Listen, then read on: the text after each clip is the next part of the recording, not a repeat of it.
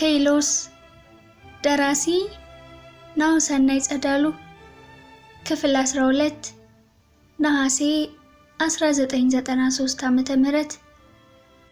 አሊሰን ሱዳን ውስጥ በተመደበው ኢትዮጵያዊ ደህንነት አማካኝነት በሱዳን ድርጅት ስላለው አሜሪካዊ አንድ ትልቅ መረጃ ይደርሳታል።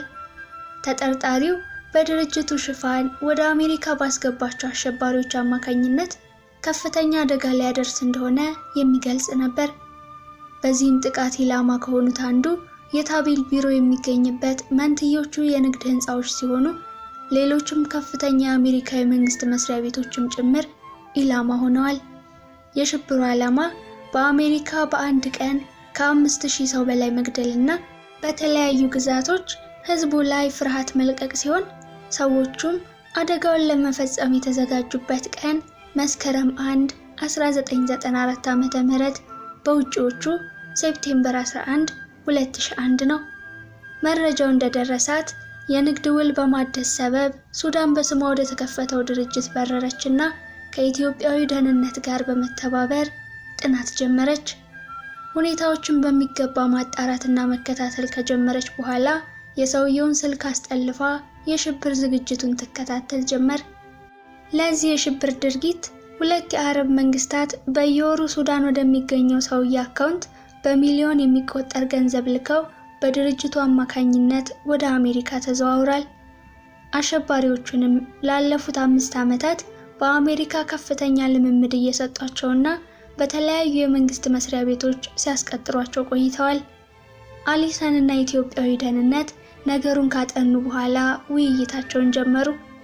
እሷ ጉዳዩን ለአሜሪካ መንግስት ማሳወቅ አለብኝ ስትል ሞገተች። ምክንያቱም ላለፉት ዓመታት ተጠርጣሪውን ከአሜሪካ እየተመላለሰች እንድትሰልል የተመደበችው እሷ ነበረች።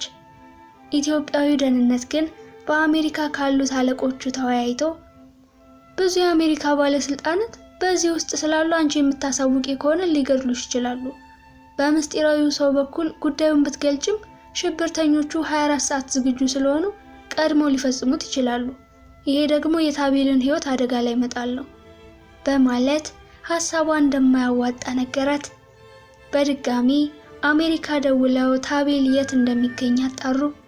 አሊሰን ታቤል ወደ ኮሎራዶ እንደሄደና ለመስከረም 1 የተለያዩ ጉዳዮችን ሊፈጽም ቢሮ እንደሚገባ መረጃ አገኘች። ወዲያው ታቤልን የሚያስመልጡበት እቅድ ማውጣት ጀመሩ።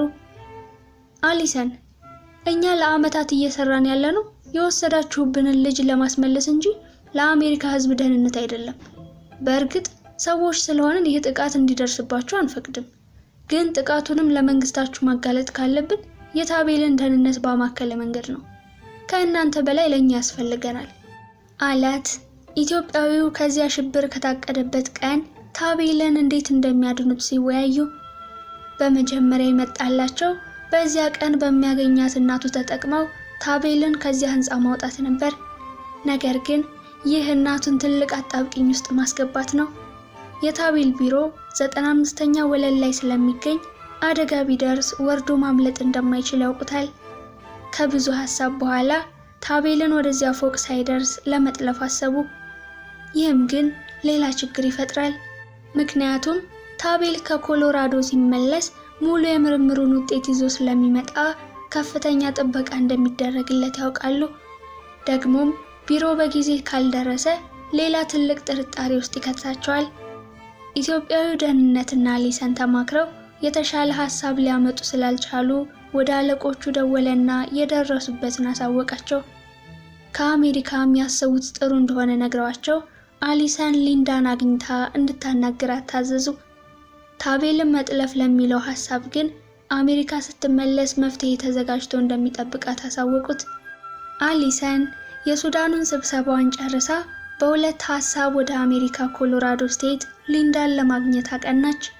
እንደለመደችውም ወደምታስተምርበት ዩኒቨርሲቲ አምርታ ራሷን በሜካፕ ተማሪ ካስመሰለች በኋላ ወደ ሊንዳ ቢሮ ገሰገሰች።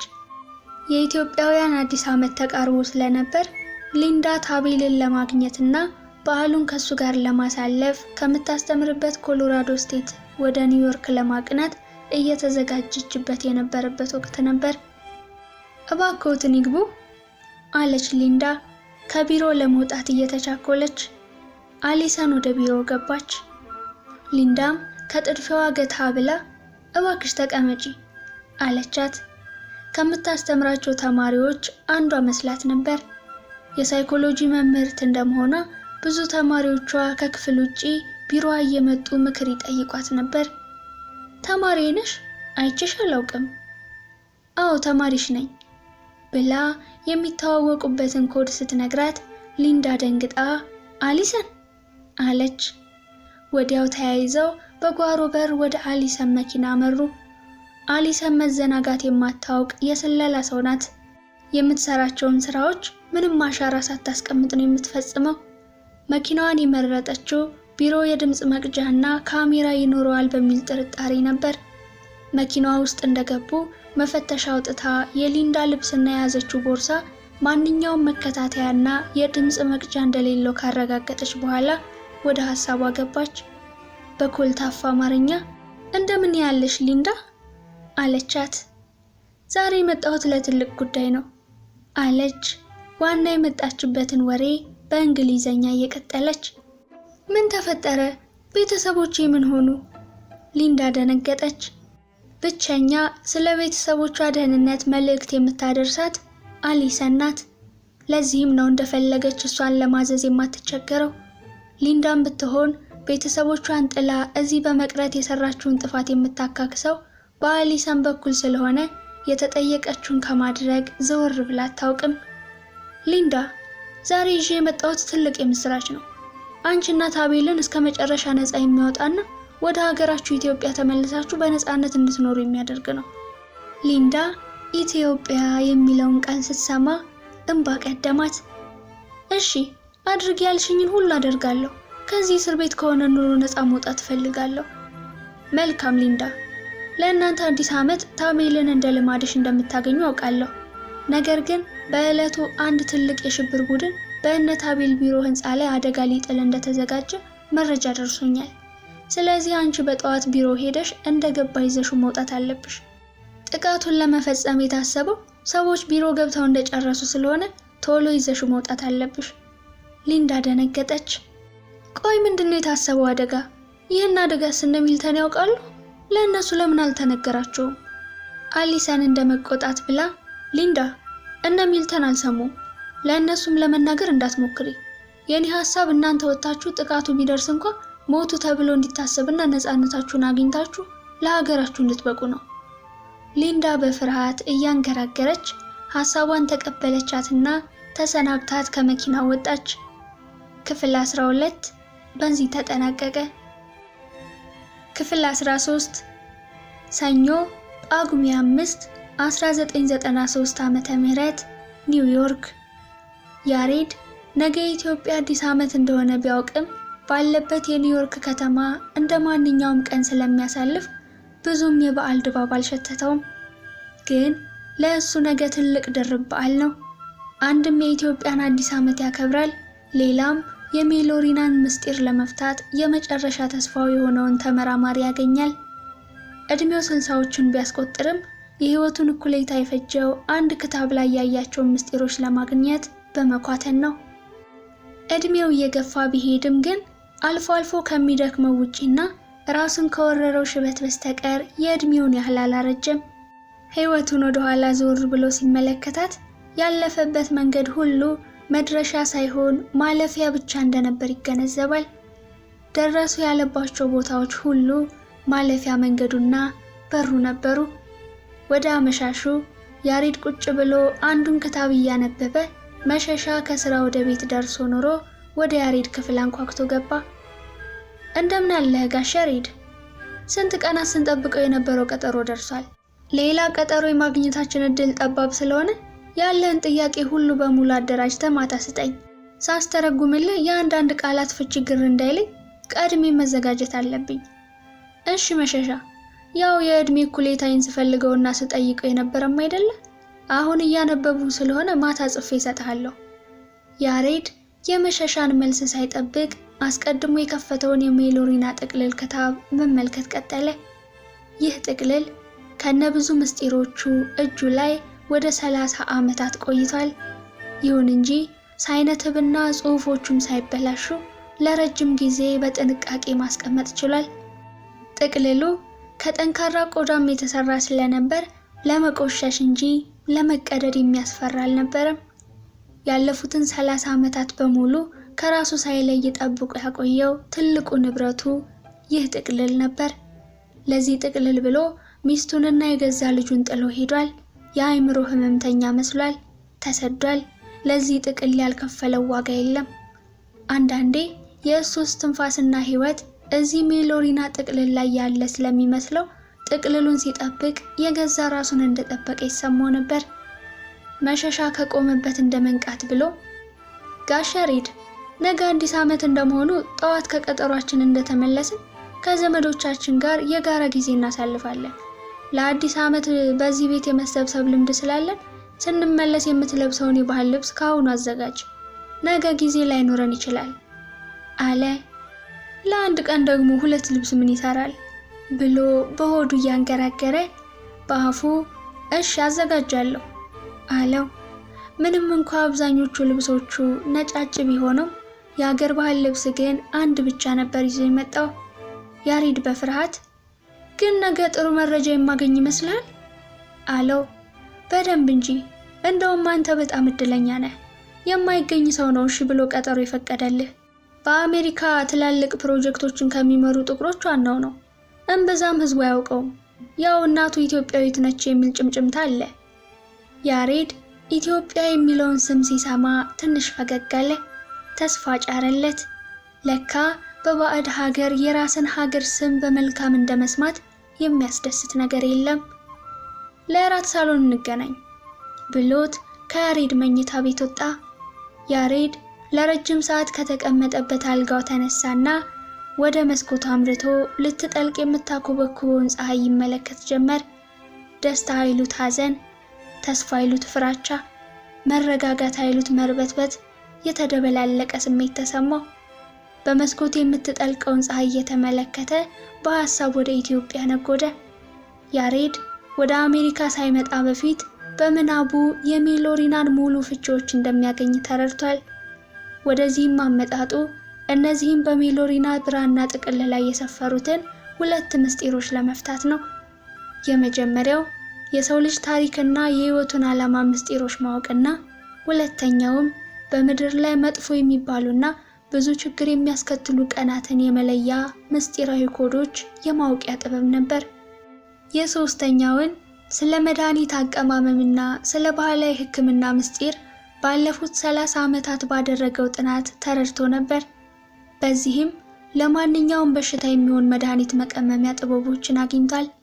ከገባበት ሐሳብና ከቆመበት መስኮት መለስ አለና እንደ ወትሮ ቁም ሳጥን ውስጥ ያስቀመጣቸውን አቅጣጫ መጠቆሚያውንና የዓለም ካርታውን መመልከት ጀመረ። ያለበት አካባቢ በካርታው ላይ እጅጉን ጥቁር ብሎ ይታያል። ባየው ነገር ከመደንገጡ የተነሳ ልቡ ድውድው፣ ደም ስሩም ትር ሲል ይታወቀው ጀመር። የካርታው መጥቆር የትልቅ አደጋ አመላካች ነው። ያሬድ እጅጉን ፈርቶ ለዓመታት ደብቆ ያቆየውን እጽ ካስቀመጠበት አውጥቶ ማስተካከል ጀመረ። በህይወቱ ብዙ ችግር፣ ጉዳትና አደጋ ደርሶበት ቢያውቅም ይህ እጽ የሚያገለግለው ለአንድ ጊዜ በመሆኑ ለባሰ ክፉ ቀን ብሎ በማሰብ ያስቀመጠው ነው። ዛሬ ግን በካርታው ካየው የቦታው መጥቆርና በሜሎሪና መጽሐፍ ካገኛቸው ጥቅልሎች ትርጉም አንጻር ትልቅ አደጋ ሊደርስ በመሆኑ ይህንን እጽ ለመጠቀም ወስኗል። ስለ እጹ በሜሎሪና የብራና ጥቅልል በግዕዝ የተጻፉትን ያነብ ጀመር። ስለ አቀማመሙና አጠቃቀሙ በጉልህ ተገልጿል። ከሌሎቹ እጾች አንጻር ይህ እጽ የሚሰራበት ተክል በብዙ ቦታዎች የማይገኝና ተክሉን ከተተከለበት አፈር ለመንቀል የሚደገሙት ቃላትና ከስሩ የሚነቀልበት ወቅት በጉልህ ተቀምጧል። ያሬድ እጹን ለማዘጋጀት የቻለው የሜሎሪናን ጥቅልል ይዞ ከደብረ ዳሞ ገዳም ከተመለሰ በኋላ በላሊበላና ደብረ ታቦር እየተመላለሰ በሚያስተምርበት ወቅት ተክሎቹን ከተራራ ላይ አግኝቷቸው ነው። በመንገዱም ካገኛቸው ተክሎች እጹን ካዘጋጀ በኋላ በተጓዘበት ሁሉ ከሜሎሪና ጥቅልል፣ ከካርታውና ከአቅጣጫ መጠቆሚያው ሳይለይ ያስቀምጠው ነበር። አንዳንዴም እጹን በጨርቅ ከጠቀለለ በኋላ ከላዩ ቆዳ ይሰፋበትና በሲባጎ አንገቱ ላይ አንጠልጥሎት ይጓዝ ነበር። ያሬድ በካርታው ላይ ያየው ጥቁረት እጅግ አስከፊ አደጋ እንደሚደርስ አሳይቶታል። በደስታና ተስፋ የተሞላው ያሬድ የሐዘን ጥላ ጠላበት። ነገ ስብሰባውን እንሰርዝና ከዚህ ከተማ ጥለን እንውጣ ለማለት ዳዳው። ግን ቢልስ ማን የሱን ቅዠት ያዳምጣል? ከሐሳቡ እንደመባነን አለና የጻፋቸውን ጥያቄዎች ለመሸሻ ይዞለት ወደ ሳሎን ሄደ። ቤቱ በአዲስ ዓመት የባህል ሙዚቃ ድምቅ ብሏል። በሳሎን ውስጥ ያለው ድባብም ቤቱን ኢትዮጵያ ውስጥ ያለ አስመስሎታል። የያሬድን መምጣት ሲመለከቱ ከተቀመጡበት ተነስተው ሰላም አሉት። በሳሎን የደመቀውን ሙዚቃ እየሰሙ እራታቸውን በሉ። ያሬድ ግን ያነሳውን 2 ቁርጥ እንኳን መጨረስ ተስኖት የመሸሻ ባለቤት 10 ብላ እያለችው ነበር በግድ የገፋው።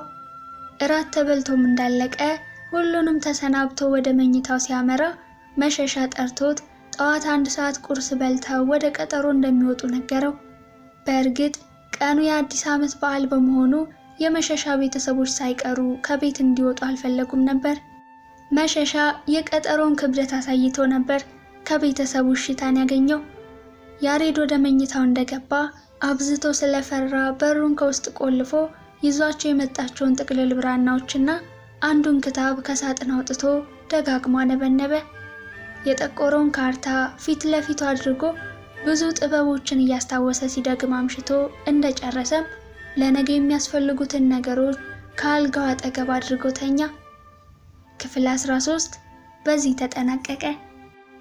ክፍል 14 ኒውዮርክ ማክሰኞ መስከረም 1 1994 ዓ.ም የኢትዮጵያ አዲስ ዓመት እንቁጣጣሽ። ያሬድና መሸሻ በጠዋት ቁርሳቸውን በልተው እንደጨረሱ በመሸሻ መኪና ኒውዮርክ ከተማ የሚገኙ የህንጻ ጫካዎችን እያቋረጡ መንትዮቹ ህንጻዎች ጋር ደረሱ። ሌሊቱን ሙሉ ሲጨነቅና ሲፈራ ያደረው ያሬድ ወደ ስብሰባው ሲመጣ ለአደጋ ጊዜ ያዘጋጀውን እጽ፣ ካርታውንና አስፈላጊ የጠልሰም ስዕሎች ይዞ ነበር። የመጀመሪያ ፍተሻውን አልፈው ፎቁን በአሳንሰር ሲወጡ መሸሻን እንዲመለሱ ከአንድም 2 ቢለምነውም ከመሸሻ ያገኘው መልስ ግን የጠበቀውን እሽታ ሳይሆን ከቀጠርናቸው ሰው ጋር ዛሬ ካልተገናኘን ድጋሚ በአመት ውስጥ ራሱ ቀጠሮ ላናገኝ እንችላለን የሚል ቁጣ የተቀላቀለበት መልስ ነበር። ወደ ተፈላጊው ሰው ቢሮ ወለል እንደደረሱ ኃላፊው እስኪመጣ ድረስ ተቀምጠው እንዲጠብቁ ጸሐፊዋ ነግራቸው ተቀመጡ። ያሬድ እንግሊዘኛ ምንም ስለማያውቅ የሚያወሩት ሁሉ ግራ ገብቶት ውስጡን በፍርሃት ይናወጥ ጀምሯል። የያዘውን ካርታ ከቦርሳው አውጥቶ ሲመለከተው ያሉበት ስፍራ ላይ ከመጥቆሩ በተጨማሪ ካርታው ደም እየመሰለ መቅላት ጀምሯል። ያሬድ ይርበተበት ገባ። ባለፉት 30 ዓመታት ከብዙ አደጋ ውስጥ ቢያልፍም እንደዚህ አጋጥሞት አያውቅም ነበር። ለአደጋ ያዘጋጀውን እጽ በእጁ ይዞ አንዱን ጠልሰም ደግሞ አውጥቶ ማነብነብ ጀመረ። ከፊታቸው አንዲት ሀበሻ ቀሚስ የለበሰች ሴት ወደዚህና ወደዚያ እየተንቆራጠጠች ትመላለሳለች። ያሬድ ምን ሆነሃል? ራስህን አታጨናንቅ፣ በኋላ ገብተህ የምትለው እንዳይጠፋብህ አለው መሸሻ። መሸሻ ያለውን ከቁም ነገር ሳይቆጥር ጠልሰሙን ማነብነብ ጀመረ። ወዲያው ከፊት ያለው አሳንሰር ተከፍቶ አንድ ወጣት በ3 ሰዎች ተከቦ እነሱ ወዳሉበት አመራ። ያሬድ ማነብነቡን አላቋረጠም። መሸሻ ወደ ጆሮ ዘንበል ብሎ ያሬድ የምንፈልገው ሰው መጥቷል፣ ለመግባት ተዘጋጅ አለው። ያሬድ ለአፍታ ቀልቡን ሰብሰብ አድርጎ ወጣቱን ተመለከተው። ከእነሱ በኋላ የመጣችው ሴት እጁን ይዛ በችኮላ እያዋራችው አብራው ወደ ቢሮ ገባች። እሱ ግን አይመልስላትም ነበር። ጸሐፊዋ ወደ እነ መሸሻ እያየች ጀንትልመን ዩሜንተር መግባት ትችላላችሁ አለቻቸው። መሸሻ ያሬድን ይዞ ወደ ውስጥ ገቡ። ያሬድ ካነገበው ቦርሳ በተጨማሪ በእጁ አንዱን የጠልሰም ስዕልና እጹን ይዞ ነበር።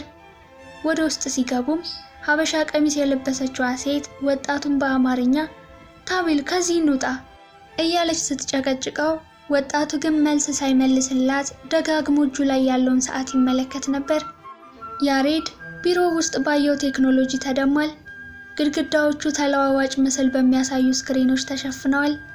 ወደ መቀመጫው ወንበር ሲያመሩ ያሬድ በደብረ ዳሞ ገዳም ሳለ እንደተሰረቁ የሰማቸውን ጥቅልሎችና በድንጋይ የተቀረጹ ቀደምት ጽሑፎች ተመለከተ። እንደተቀመጡ የፎቁ የአደጋ ማስጠንቀቂያዎች መጮህ ጀመሩ። በፎቁ ውስጥ ኃይለኛ ፍንዳታ ተሰማ። ከፊት ለፊታቸውም አንድ አውሮፕላን ፎቁን እየደረመሰ ሲገባ ተመለከቱ። ወዲያው ሁሉም ሰዎች በያሉበት ወለሉ ላይ ወደቁ። ያሬድ ከወደቀበት ቀና ሲል ሀበሻ ቀሚስ ካደረገችው ሴት ጋር አይን ለአይን ተገጣጠመ። ከዓመታት በፊት ወደ አዲስ አበባ ያመጡት ሹፌር ቤት ፎቶዋ የተሰቀለላት ሴት ናት። ወጣቱ የቢሮ ኃላፊ አውሮፕላን ወደሚመጣበት አቅጣጫ ተነስቶ መሮጥ ጀመረ። ጠባቂዎቹም እሱን እየተከተሉ ሮጡ። በዚህ ጊዜ ያሬድ በክፍሉ ያገኛቸውን ክታቦችና በትናንሽ ድንጋዮች የተቀረጹ ጽሑፎች በፍጥነት በእጁ ይዞ ለአደጋ የመጣውን እጽ በኃይል እየተናገረ በተነው። እጹ በሀገራችን ጥበብ የተሞሉ ቀደምት ትውልዶች የሚጠቀሙበትና ነገሮችንና ራሳቸውን ከእይታ ለመሰወር የሚጠቀሙበት ነበር። ዕፀ መሰውር ይባላል። ቀደምት አባቶች ሀብታቸውን፣ ጥበባቸውን፣ የታሪክ ድርሳናትን፣ የስልጣኔ ቁልፎቻቸውንና ቀመሮቻቸውን ከጠላትም ሆነ ካልተገባ ሰው የሚሰውሩበትና እንዲሁም በትልቁ ደግሞ በኢትዮጵያውያን የተሰሩ ግዙፍ ፒራሚዶችንና ታላላቅ ከተማዎችን ሰውረውበታል ተብሎ ይነገራል። በተጨማሪም በቀደምት ስልጣኔ ዘመናት ንጉሶች በጦርነት ወቅት ሽንፈት ካጋጠማቸው በጠላት እንዳይማረኩ በዚህ ዕፅ አማካኝነት ከእይታ እንዲሰወሩ ይደረግ ነበር ይባላል። ኢትዮጵያዊ አባቶች በዚህ ዕፅ በቅኝ ግዛት ዘመን ወደ ሀገራችን የሚገቡ ነጮች ቅርሶችን እንዳይዘርፉ ሰውረውበታል። አንዳንድ አባቶችም በዱር በገደል ወደ ተለያዩ ቦታዎች ሲጓዙ ራሳቸውን ከሽፍቶች እንዲሁም ከዱር እንስሳት ለመጠበቅ ይጠቀሙበትም ነበር። ወዲያው ያሬድ ከፊቱ የነበሩትን መሸሻንና ሀበሻ ቀሚስ ያደረገችውን ሴት በዕፁ ኃይል ሰውሮ ከፎቁ አርቆ ሴንትራል ፓርክ ወሰዳቸው። ምን እንደተፈጠረ የማያውቁት መሸሻና ኢትዮጵያዊቷ በደመ ነፍስ ይከተሉታል። በኋላ ሶስቱም በአንድ ላይ ታክሲ በመያዝ ወደ እነ መሸሻ ቤት አመሩ። የተፈጠረው ነገር ሁሉ ህልም ሆኖበታል። ኒውዮርክ በአደጋ ጊዜ መኪናዎች እንቅስቃሴና በሰው ፍርሃት ተናውጣለች።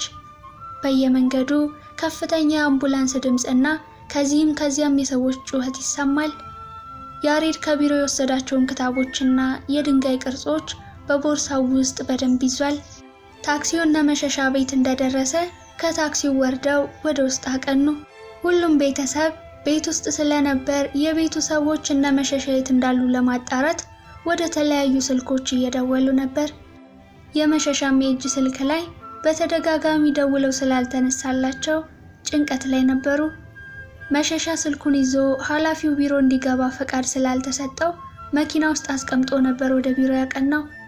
በቤቱ የኢትዮጵያውያንን አዲስ ዓመትን ለማክበር ከተለያዩ ስቴቶች በጠዋት የደረሱ የእነ መሸሻ ቤተሰቦች በቴሌቪዥን ቀጥታ ስርጭት የአውሮፕላን ጥቃቱን እየተመለከቱ ተሸብረዋል። እነ ያሬድ የቤቱ በር ጋር ደርሰው መጥሪያውን እንደተጫኑ የመሸሻ የመጀመሪያ ልጅ በሩን ከፍታ ስታያቸው መጥተዋል እያለች መጮህ ጀመረች። በጭንቀት የነበሩት ቤተሰቦች ከሳሎን ተንጋግተው ወደ በሩ አመሩ። የባሏ ስልክ አለማንሳት እጅጉን አስጨንቋት የነበረችው የመሸሻ ሚስትም እየሮጠች መታ ባሏ ላይ ተጠመጠመች። ሀበሻዋ ሴት ነገሩ ሁሉ ቅዠት ሆኖባት ቆማ የሚሆነውን በደመ ነፍሷ ትከታተላለች። ያሬድ የወሰዳቸውን ክታቦችና የድንጋይ ቅርጾች ሲያስቀምጥ ወደ ውስጥ ሊገባ ሲል ሚስቱን ወርቄን በሩ ላይ ቆማ ተመለከታት። ክፍል 14 በዚህ ተጠናቀቀ። ክፍል 15 ኒውዮርክ ማክሰኞ መስከረም 1 1994 ዓመተ ምህረት የኢትዮጵያ አዲስ ዓመት እንቁጣጣሽ። ታቤል ኒውዮርክ ከሚገኘው አውሮፕላን ጣቢያ ካደረሰው ፈጣን የደህንነት ጀት እንደወረደ ፍርሃቱ የበለጠ ጨመረ። ምንም ማድረግ የማይችልበት ሁኔታ ላይ እንዳለ ስለተረዳ ከጠባቂዎቹ ለማምለጥ አልደፈረም። ቢሆንም የምርመራ ውጤቱን በፍጹም ለመንግስት ላለማሳወቅ ወስኗል። ከጀት ወርደው ወደ መኪናው እያመሩ እያለ አንዱ ጥበቃ እጁን እንደመያዝ አድርጎ ሙሉ ጥቁር ወደሆነና ከውጪ ወደማያሳይ ከፍተኛ ጥበቃ ከሚደረግላቸው መኪናዎች ወደ አንዱ አስገባው። በውስጡ ከሚራወጠው ሐሳብ በተጨማሪ እያለፈበት ያለው ክስተት የሌባና የፖሊስ ትንቅንቅ እንጂ የራሱ ፍጻሜ ያልመሰለው። መኪና ውስጥ እንደገቡ አንድ ሰው ከበስተኋላው አፍኖ መርፌ ወጋው። ሰመመን ውስጥ እንደገባ ታቤል እጅ ላይ የተገጠመውን መከታተያ አውልቆ ከፕላስቲክ የተሰራ ሰንሰለት አጠለቀለት። እግሩንም አስሮና አፉን በጨርቅ አፍኖ ልብሶቹን ማውላለቅ ጀመረ። ታቤል ትንሽ ቆይቶ ብንን ብሎ አይኖቹን ሲገልጥ አፉን በጨርቅ ታፍኖ እጆቹን በፕላስቲክ ሰንሰለት ታስሯል። ከለበሰው የውስጥ ቁምጣ ውጪ ባዶውን ነበር። ቀና ብሎ ሲመለከት በሰፊው ሊሞዚን መኪና ውስጥ ከፊቱ ራሱን የሚመስል ሰው የራሱን ልብስ አድርጎ ተመለከተ። ደነገጠ። ያየውን ማመን አልቻለም። ካጠገቡ የተመደበለት ጠባቂ እንዳለ ነው። ያደረገው ሰዓት እጁ ላይ የለም። የዚህ ጥናት የጀርባ መሪዎች ምንም ያህል ክፉና ጨካኝ ቢሆኑ እንደዚህ ያደርጉኛል ብሎ አስቦ አያውቅም። የነበረው አንድ ጥርጣሬ የጥናቱን ውጤት ሙሉ ከሰጣቸው በኋላ ሊገድሉኝ ይችላሉ ብሎ ብቻ ነበር። በሐሳብ ውስጥ ተዘፍቆ ድንገት ዛሬ ትልቅ ቀጠሮ እንደነበረው ትዝ አለው። አንድ ኢትዮጵያዊ የባህል ሐኪም እሱ ጋር ሊመጣና ከእናቱ ሊንዳ ጋር ሁለቱን ሊያገናኛቸው ቀጠሮ ይዞ ነበር። ታቤል ተጨነቀ። ይህ ቀን እናቱን ሳያገኝበት ያለፈው አዲስ ዓመት ሊሆን መሰለው። ከዚያ በላይ ግን ለገዛ ሕይወቱ ሰጋ። ሞትን አቆማለሁ እያለ ራሱን የሞት አፋፍ ላይ ያገኘው። ወዲያው ለመጮህ ሲሞክር ጠባቂው በድጋሚ ማደንዘዣውን ወጋው። ታቤል እየሆነ ያለው ግራ እንደገባው ዳግም አንቀላፋ። ክፍል 15 በዚህ ተጠናቀቀ። ክፍል 16 ያሬድ ወርቄን ማግኘቱን ማመን አልቻለም። ወዲያውኑ የያዘውን ዕቃ መሬት ላይ ጥሎ ወደ እሷ አመራ። ምንም እንኳን እድሜዋ ቢገፋም ቁንጅናዋ አልጠፋም። አገሩ ነው መሰል አንዳችም እርጅና ፊቷ ላይ አይታይም። ወርቄ በደንብ አላየችው ኖሮ ወደ እሷ ሮጦ ወርቄ ብሏት አይን ለአይን እንደተገጣጠሙ ታቅፈኛለች ብሎ ሲጠብቅ እያለቀሰች ወደ ውስጥ ገባች። የህይወቷን የመጀመሪያ ፍቅር ባልጠበቀችው ቀን አገኘችው።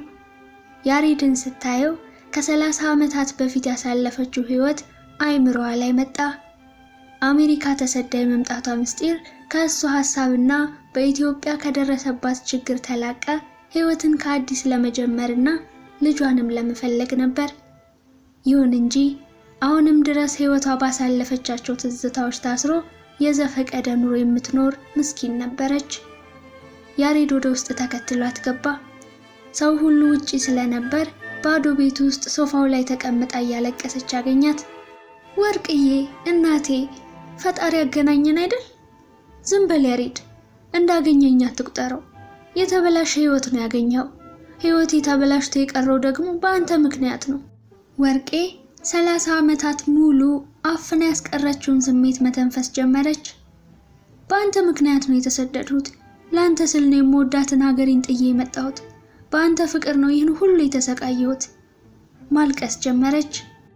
እነ መሸሻ ሀበሻ ቀሚስ የለበሰችዋን ኢትዮጵያዊት ይዘው ወደ ሳሎን ገቡ። ያሬድ ወርቄ ስር ተንበርክኮ ይላቀሳሉ። ቤተሰቡ ግራ ተጋባ። መሸሻ የተፈጠረው ነገር ሁሉ በእንቅልፍ ልቡ እንጂ በእውኑ የሚከሰት አልመሰለው። ምን ሆነ ነው ያሬድ? ወርቄ ታውቂዋለሽ እንዴ? ማናቸውም መልስ አልሰጡትም። ከዚያ ወደ ያሬድ ተጠግቶ መኝታ ክፍል የግል ጊዜ ወሰዱና ስትረጋጉ እናወራለን አለው። ያሬድም ሰው ተሰብስቦ ስለነበር በዚያ መቆየቱን ስላልወደደ ወርቄን ወደ መኝታ ክፍሉ ይዟት ገባ። ውጪ ተመልሶ ይዟቸው የመጣቸውንም ጥቅልሎችና ድንጋዩን ወደ ክፍሉ አስገባ። ወርቅዬ፣ ሜሎሪናን አገኘሁት። ያኔ ስፈልገው አንቺ ነበርሽ፣ አሁንም ሳገኘው አንቺ አለሽ። ወርቄ ግራ ተጋባች። ምን መመለስ እንዳለባት ጠፋት። ያሬድ ከተቀመጠችበት ስር ተንበርክኮ ወደ ኋላ ያሳለፋቸውን የወጣትነት ጊዜ አስታወሰ። በእሷ ላይ የሰራውንም ነገር እያሰበ የሁል ጊዜ ጸጸቶቹ ብቅ ብቅ ይሉ ጀመር። ከአዲስ አበባ ተመልሶ ጎንደር ላይ ወርቄን ፈልጎ ካጣት በኋላ ለብዙ ጊዜ ጭንቀት ውስጥ ገብቶ ነበር። ለመጨረሻ ጊዜ ከጎንደር ተሰናብቷት ሲወጣ ደግሞ ሁለት የህይወቱን ትልልቅ ነገሮች እሷ ጋር አስቀምጦ ነበር የወጣው። የመጀመሪያው ልጁን ሲሆን ሁለተኛው ደግሞ ከአባቱ የተሰጠውን ባለ ብዙ ጥቅልል ብራናዎች ነበር። አባቱ በመጨረሻ ሊሞቱ ሲሉ ለእርሱም እንደ ሌሎቹ የጥበብ ተማሪዎቻቸው የህይወትን ዘመን ተልእኮ ሲሰጡት ነበር እነዚያን ጥቅልል ብራናዎች ጨምረው የሰጡት። ልጄ፣ ይህ ብራና ከሌሎቹ ይለያል። ሌሎቹ ስለ አንድ ጥበብ የሚያወሩ ሲሆኑ ጠቃሚ ጉዳያቸው በላያቸው የተጻፈባቸው ጽሑፍ ብቻ ነው። ይህ ግን ብራናው ራሱ ከአንበሳ ቆዳ የተሰራና በጎንደር ሄደህ የአስተማሪን ጥቅልሎች ካገኘ በኋላ የሚረዳህና የሚጠብቅህ ነውና ጥሩ ቦታ አስቀምጠው ያሉትን አስታወሰ። ከጎንደር ሲወጣ ለወርቄ ልጁ እንደተወለደ አጠጪው ብሎ የሰጣትንም እጽ አስታወሰ። እጹ መለኮታዊ ኃይል ያለበት እጸ እስክንድር የሚባል ሲሆን እጹን የሚጠጣውን ሰው አእምሯዊ ዓይን እንደ ንጋት ጎህ የሚገልጥና አብዝቶ ጠቢብ የሚያደርግ ነው።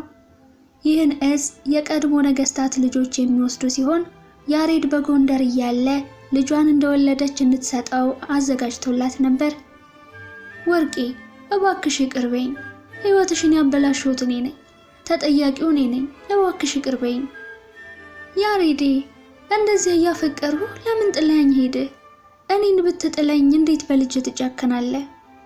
ያሬድ እያቃሰተ ማልቀስ ጀመረ። የዘመናት ቁስሉ በስንጥር እንጨት የተወጋ ያህል ስቃዩ የበለጠ ተሰማው። የማያውቀው ልጅ እንዳለው ያውቃል። እሷም ልጃቸውን እንዴት ተቸግራ በሐዘን ለብቻዋ ልታሳድግ እንደምትችል አስቦ እግሯ ስር ተደፍቶ ማልቀስ ጀመረ። ለሰዓታት ሳያቋርጡ በምናባቸው ወደ ወጣትነታቸው ተመልሰው ያሬድ ጥፋቱን፣ ወርቄ ጉዳቷን እያሰበች ተያይዘው ያለቅሱ ጀመር። ያሬድ የማያውቀውን ከፍታ ለመርገጥና የስውሩን ጥበብ ምስጢር ለመረዳት የሚያውቃትን ወርቄን የጣለ ሰው እንደሆነ በማሰብ ብዙ ጊዜ ራሱን ከሷል። ከረጅም ለቅሶ በኋላ ራሳቸውን አልጋው ላይ ተቃቅፈው አገኙት። ለካስ እውነተኛ ፍቅር ይዳፈናል እንጂ አይሞትም። ወርቄ ምንም እንኳ በያሬድ ብትጎዳና ለብዙ መከራ ብትጋለጥም ከውስጧ ያለው ፍቅር ግን ተቀብሮ ነበር እንጂ አልሞተም። ያሬድ ከጎንደር ከወጣ በኋላ ስላሳለፈችው ሕይወትና ስለ ልጁም ለማወቅና ለመስማት ጓጉቶ ይጠይቃት ጀመር። ያሬድ፣ አንተ ከጎንደር ከወጣ በኋላ በብዙ መከራ ነው ያለፉት። ባልህበት ጊዜ ወደ ቤት ባለመመለስህ ጎንደር ያለውን ቤት ሸጬ አንተን ፍለጋ ወደ አዲስ አበባ መጣሁ። በዚያም ለብዙ ወራት ቤት ተከራይቼ ብፈልግህና ባስፈልግህ ላገኘህ አልቻልሁም። ከወራት በኋላም ወንድ ልጅ ተገላገሉ። ነገር ግን ይዤ የመጣሁትን ብር አንተን በመፈለግና ለቤት ኪራይ በማውጣቴ እንደወለዱ ለምግብ የሚሆን ብር ራሱ አጣሁ። ያሬድ የሰራው በደል እየተሰማው እንባው ያለማቋረጥ እየወረደ ይሰማታል። የምበላው ስላልነበረኝ የማጠባው ጡቴ ደርቆ ልጄም ቀኑን ሙሉ በለቅሶ ይውል ነበር። በመጨረሻ አንተ አስቀምጠኸው ልጅ ስትወልጅ አጠጪ ያልኸኝን ለጥቂት ቀናት እንደ ምግብ ከጡቴ ጋር በጡጦ እያደረጉ ማጥባት ጀመሩ። በኋላ ግን ጊዜው እየገፋ ሲሄድ ጡቴ ፈጽሞ ደረቀ። ልጁንም ሲሞት ማየት ስላልፈለጉ ለነበርሁበት አከራዮቼ ጥየው ጎንደር ጥለው የሄድሃቸውን ክታቦች ይዤ ከቤት ወጣሁ። ያሬድ ልጁን ትታ ለመጥፋቷ እሷን ሳይሆን ራሱን ተጠያቂ ያደረገው። ክታቡንም ማስታወሷ እየገረመው ምን ያህል ለሱ ጉዳይ ጠንቃቃ እንደነበረች አስታውሶ አንጀቱ ተላወሰ። እንደወጣሁም በየቤተ ክርስቲያን ጥግ ማደር ጀመሩ። ነገር ግን ከሳምንታት በኋላ የልጄ ናፍቆት አላስችል ብሎኝ ስመለስ አከራዮቼ ለማደጎ ድርጅት ሰጥተው ታገኘው። በኋላም ከድርጅቱ ሄደን ስንፈልገው ፈረንጆች ሊያሳድጉት እንደወሰዱት ነገሩኝ። እኔም የተነሳውን ፎቶ ለምኜና የወሰዱትን ሰዎች አድራሻ ጠይቄ በሱዳን አድርጌ ወደ አሜሪካ ተሰደድሁ። ነገር ግን የተባሉትን ሰዎች ላለፉት 30 ዓመታት ብፈልግም አላገኘኋቸውም። ግን እስክሞት መፈለጌን አላቆምም። ወርቄ እየፈራችም ቢሆን ስለ ልጁ ተናግራ እፎ ያለች። በእርግጥ ያሬድ ልጁን ጥሎ ሄዶ ከ30 ዓመታት በኋላ ልጅስ ብሎ የመጠየቅ የሞራል ድፍረቱ አልነበረውም። በሰማው ነገር ውስጡ እጅግ ተረበሸ። አንዱን የዘመናት ፍለጋውን መልስ ባገኘ ቀን ሌላውን የዘመናት ፍለጋውን እንዳጣ ተረዳ። በምድር የትኛውም ከፍታ ላይ ቢደረስ፣ የትኛውም ተአምር ቢሰራ ህይወት ያለ ቤተሰብ ትርጉም አይኖራትም። ማንም ሰው የጀመረውን የህይወት ጉዞ የሚያስቀጥለው ከገዛ ውስጡ በወጣ ልጁ ነው። ይሁን እንጂ ብዙዎች ይህንን አይታደሉም። ያሬድ ደግሞ ያገኘውን እድል በገዛ እጁ ያስነጠቀ ሰው እንደሆነ አሰበ። ወርቄ ቀጠለች። ወደ ሱዳን ስሰደድ ብዙ መከራ ይቺ ስለነበር አሜሪካም ከመጣሁ በኋላ ለብዙ ጊዜ ህመምተኛ ነበሩ። ከብዙ ህክምና በኋላ ነበር ሙሉ ጤነኛ የሆኑት። እዚህም እንደመጣሁ በአንድ ትምህርት ቤት የጽዳት ሰራተኛ ሆኜ ለአመታት ስሰራ የሀገሬን ልጆች እነ መሸሻን ተዋውቄ ቤተሰብ አፈራሁ። እስካሁን ልጄን እየፈለጉ ሳላገባ በብቸኝነት እየኖርሃለሁ። ግን ምን ዋጋ አለው? ያለ አእምሮ ጤንነት የአካል ብቻ ጤንነት ዋጋ የለውም። ልክ ነሽ ወርቅዬ፣ እንኳን ፈጣሪ ያገናኘን እንጂ ሁሉንም ነገርን ያስተካክላለሁ። አይ ያሬድ፣ ከዚህ በኋላ እርጅናችንንና ሞታችንን እንጠብቃለን እንጂ ምን የሚስተካከል ነገር አለ? ወርቅዬ፣ እስትንፋሳችን እስክትወሰድ ድረስ መለወጥና መስተካከል የማይችል ነገር የለም። ነገሮች ባይለወጡ ራሱ ተስፋ እስካለ ራሳችንን መለወጥ እንችላለን አላት። አንድ ላይ በነበሩበት ወቅት ሁሉ ነገሩ ምስጢር ነበር። ወርቄ ግን አብዝታ ስለምትረዳውና ስለምታፈቅረው እንዲነግራት አስጨንቀው አታውቅም ነበር። ሳሎን ቤት ደርሼ መጣሁ ብላ ወጣች። ያሬድ ያለፈበትን ነገር አለመጠየቋ ቢገርመውም ሁሉንም ነገር ሊነግራት ግን አስቧል። የእጅ ቦርሳዋን ይዛ መጣችና የልጃቸውን ፎቶ አውጥታ ሰጠችው። ልጃችን ይህ ነው፣ በሄድሁበት ሁሉ ኮፒ እያደረጉ ለሰዎች እሰጣለሁ፣ ይህን አንተ ወሰደው ብላ ከማደጎ ድርጅት የተቀበለችውን ፎቶ ሰጠችው። ያሬድ ልጁን እያየ ከሰዓታት በፊት ያቆመውን እንባ ቀጠለ። እንደ እናቱ ቀይና ቆንጆ የነበረ ልጅ ነው። ይህን ጊዜ አብሮት ቢሆን ኖሮ ብዙ ነገር ያስተምረው፣ ደግሞም የሜሎሪናን ምስጢር ፍቺ ለእሱ አስረክቦ ይሞት ነበር። ወርቄ ብዙ ጊዜ ይዛው ስታለቅስበት የነበረው ፎቶ ላይ አባቱም ሲያለቅስ በማየቷ ስሜቷን በእኩል የሚጋራት ሰው በማግኘቷ ውስጧ እረፍት አገኘ። እንባውን እያበሰ ያለፉትን 30 ዓመታት ምን ሲሰራ እንዳሳለፈና አሁን የሚፈልገውን ነገር በአሜሪካ ስላገኘ ወደ ኢትዮጵያ እንደሚመለስ አሳወቃት። ድሮም ያሬድ ነገሮች ሁሉ የተወሳሰቡ እንደሆኑ ስለምታውቅ ብታዳምጠውም እሱ ለዘመናት የሚፈልገውን ምስጢር ከጠፋው ልጇ ጋር አላወዳደረችም። ለነገሩ ሁለቱም ህይወታቸው ተመሳሳይ ነው። ከተለያየ አንጻር ይሁን እንጂ 30ውን ዓመት ያሳለፉት በፍለጋ ነው። ያሬድና ወርቄ ያሳለፉትን እያወሩ ምሳ እንኳ ወደ አፋቸው ሳያስገቡ ቀኑ ወደ መምሸት ተቃረበ። በዚህ ጊዜ ብዙ የቆዩበት መሸሻ ወዳሉበት ክፍል ገብቶ ያወራቸው ጀመር። ያሬድም ትንሽ ተረጋግቶ ስለነበር ከወርቄ ጋር ያሳለፉትንና የተጋሩትን ህይወት አጫወተው። ያልጠበቀውን ጉዳይ የሰማው መሸሻ ደርቆ ቀረ። ስለጠፋው ልጅ ከወርቄ ሰምቶ ስለነበር ያሬድ የጠፋው ልጅ አባት እንደሆነ ሲያገናዝብ የነገሮች መገጣጠም እጅጉን አስገረመው። መሸሻን ከዚህ በላይ አእምሮውን ወጥሮ የያዘው ጠዋት የተፈጠረው ጉዳይ ነው። አውሮፕላኑ ፎቁን አፍርሶ ሲገባ ፊት ለፊት እያየ ነበር። በኋላ ግን የነቃው ሴንትራል ፓርክ ውስጥ ነው። ያሬድ የሚያውቀው አንዳች ነገር እንዳለ ጠርጥሯል። ያሬድ እባክህን ብቻ አላውራ ብሎ ወደ መኝታ ቤቱ ወሰደው። የሀበሻ ቀሚስ ያደረገችዋ ሴት ቀኑ ሙሉ ሶፋ ላይ ተቀምጣ እንደፈዘዘች ከሰመመኗ አልነቃችም። መሸሻ እሷንም ጠራትና በደመ ነፍስ ወደ መኝታ ቤቱ ተከተለቻቸው። ያሬድ ዛሬ ጠዋት የተፈጠረው ነገር ምንድን ነው? አስቀድመ ስብሰባውን እንቅር ስትለኝ አልሰማሁህም። ከደረስንም በኋላ እንውጣ እያለኝ ነበር። የተፈጠረው ነገር ምንም አልገባኝም። እንዴት ተርፈን እዚህ ልንመጣ ቻለን? ስለ ጠዋቱ ወሬ ስትሰማ እንዴት ከዚያ ጥፋት እንዳመለጠች እያሰበች ከሐሳቧ መማነን ጀመረች። ልጇ ጉዳቱን ከመሸሽ ይልቅ ለምን የአደጋው ፍንዳታ ወደ መጣበት ቦታ እንደሮጠ ግራ ተጋባች። እሷም ተከትለው ለመሮጥ አስባ የሆነ ነገር እንደያዛት ታስታውሳለች። ለነገሩ ቢሮ ከደረሰ ጀምሮ እንውጣ እያለች በአማርኛ ስትጨቀጭቀው መልስ አልሰጥ ብሏት ስታስጨንቀው ደግሞ በእንግሊዘኛው ሪኝ ብሎ አበሳጭታት ነበር። ያሬድ ግራ ከተጋቡ ሰዎች መሃል ተቀምጦ ሁሉን ነገር ግልጽ ማድረግ እንዳለበት ስላሰበ ክስተቶችን አስቀድሞ መተንበይ እንደሚችልና ትልቅ አደጋ ሊደርስ እንዳለ ስለተረዳ ቀድሞም ተዘጋጅቶ በዕፀ መሰውር ጥበብ ከዚያ እንዳወጣቸው ነገራቸው። መሸሻ የጥንት ጥበባት ላይ ጥናት አድርጎ ስለነበር እነዚህ ጥበቦች አሁንም እንደሚሰሩ በራሱ በማየቱ ተገረመ። ሊንዳ ግን ልጇን ስላጣች መትረፏ ሰቆቃዋን አበዛው። አደጋ ሊከሰት እንደሚችል አሊሰን ስለነገረቻት ጠርጥራ የነበረ ቢሆንም በአውሮፕላን የታገዘ ከፍተኛ ጥቃትና ውድመት ያለው አደጋ ይደርሳል ብላ ሊንዳ አልጠበቀችም።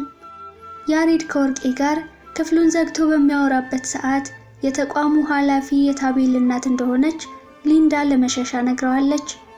ደግሞም ከኢትዮጵያ በወጣትነቷ እንደመጣችና በኮሎራዶ ዩኒቨርሲቲ ተመራማሪና አስተማሪ እንደሆነች አውርተዋል። ያሬድ የሀበሻዋን ፎቶ ከሹፌሩ ቤት ስላየና ቤተሰቧን ያውቅ ስለነበር ከራሷም አንደበት ጠይቆ የአቶ በላይ ልጅ መሆኗን ስትነግረው እጅግ በጣም ተደሰተ። አባትሽ ባለውለታዬ ናቸው አለና ጥቂት አሰብ አድርጎ እናትሽ አንድም ቀን ስምሽን ሳይጠሩ አይውሉም። ሲደነግጡም ሆነ ዕቃ ሲወድቅባቸው የሚቀናቸው ያንቺን ስም መጥራት ነው። የሚገርምሽ ከዚያ ከወጣው ረጅም ዓመታትን ስላስቆጠሩ አሁን የት እንዳሉ አላውቅም፣ ግን ብዙ ጊዜ ከልቤም ሆነ ከአይምሮ አይጠፉም አላት በትዝታ ድባብ ውስጥ ሆኖ። ሲጨዋወቱ ቆዩና ጠዋት የተፈጠረውን ነገር ለማንም ላለመናገር ተስማምተው ከመሸሻ መኝታ ክፍል ወጥተው ወደ ተዘጋጀው ራት ሄዱ። የተሰራውን ዶሮ ወጥ እየበሉና የተገዛውን ጠላ እየጠጡ አመሹ። ቤቱ በዝምታ ተውጧል። ሁሉም የየራሱን ጠባሳ እያሰበ ነበር። ለካ አዲስ ዓመት የሚደምቀው በቀኑ አዲስነት ሳይሆን በሰዎቹ ሁኔታ ነው። በሐዘን የተሞላው ቤተሰብ አመሻሹን ወደ አልጋው አመራ። ሊንዳም ከወርቄ ጋር አንድ ክፍል ውስጥ እንድትተኛ ተደረገ። በቀጣዩ ቀን ከቅርብ የመጡ ቤተሰቦች ወደ መጡበት በመኪና ሲመለሱ በቤቱ ውስጥ የመሸሻ ቤተሰቦች ያሬድ፣ ወርቄና ሊንዳ ቀሩ። ኒውዮርክ ከተማ ተናውጣለች። የዓለም የሚዲያ ተቋማት ሁሉ የዕለቱ ዜናቸው የመንትያ ፎቆቹ በአሸባሪዎች መጠቃታቸው ነበር። በኒውዮርክና በዋሽንግተንም ያሉ ኢትዮጵያውያኖችም ቢሆኑ አዲሱን ዓመት በሐዘን ያሳለፉት።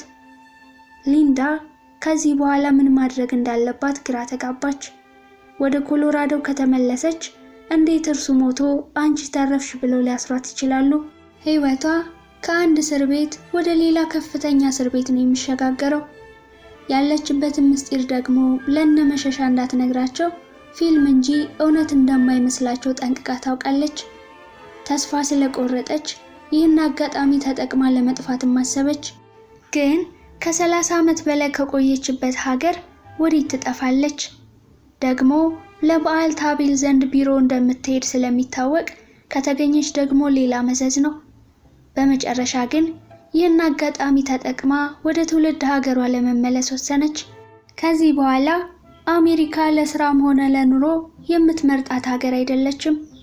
ዕውቀቷንና የብዙ ዓመት ምርምሯን ጥላ ኢትዮጵያ እየለመነች ለመኖር እንኳን ወሰነች። ሌላው ቢቀር ቤተሰቦቿ ጋር ሰራተኛ ሆና በስተርጅናቸው ትንከባከባቸዋለች። በመጨረሻም ሸፋፍናም ቢሆን ከላይ ለመሸሻና ለያሬድ ጉዳዩን አስረድታቸው ነፍሷን እንዲታደጉ ለመነቻቸው።